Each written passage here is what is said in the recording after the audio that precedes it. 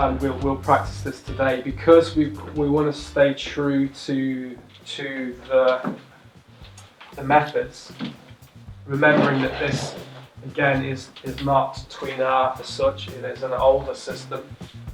We need to pretty much ground ourselves,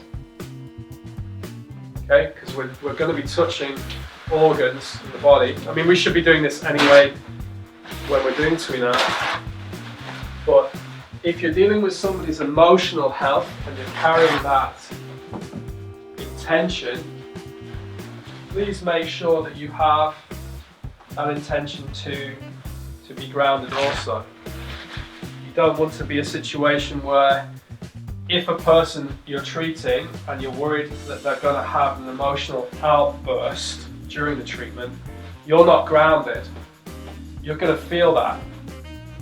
And it's going to affect you.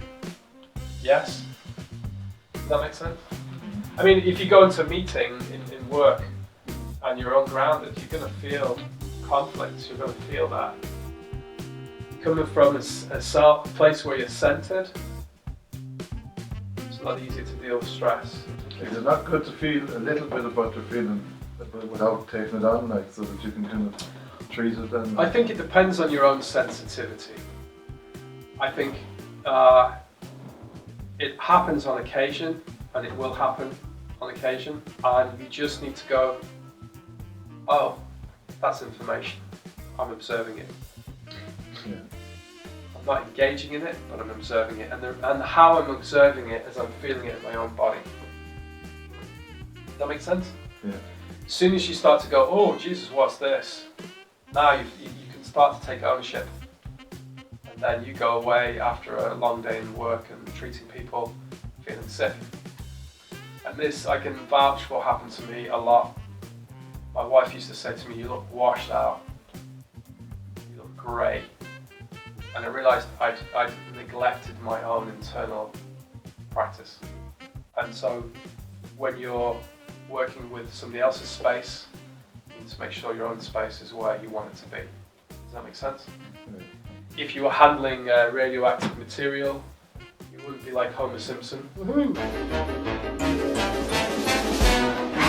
You'd be, the gloves on in a box. So there's that element of it. But don't waste too much energy surrounding yourself in a ball of white lights, firewall. It's actually hard work to maintain that level of protection. So if you come from a state of groundedness, of grace, of compassion, of willingness to help the person, but observing what's going on, you're less likely to absorb their stuff. And in this treatment, esoterically, you're more likely to pick up stuff. So how do I ground myself? Well, we've done some QiGong this morning already, but I would, before I start the treatment, if I had to, or before the person came into the clinic, I'd be building in that idea of pushing down any negativity, clearing my central channel, rooting into the ground, using my breath, maintaining that feeling of being in my feet. And even if I didn't practice QiGong, I would really try to strive to feel that my feet are in the ground, that I'm rooted.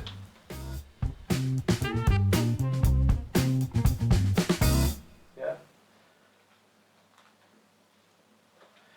So we're going to break it down into the basic routine. The first thing to do is observe the belly button.